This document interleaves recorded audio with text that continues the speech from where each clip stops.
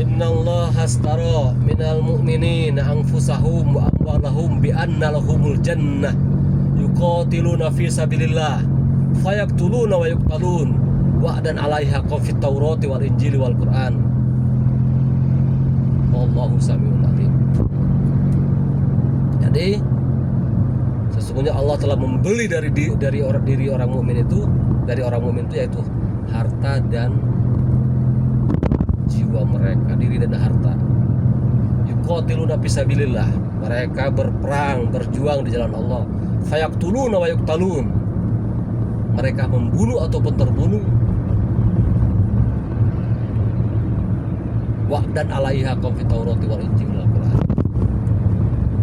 Itu sudah menjadi janji yang tepat, janji yang benar dari sisi Allah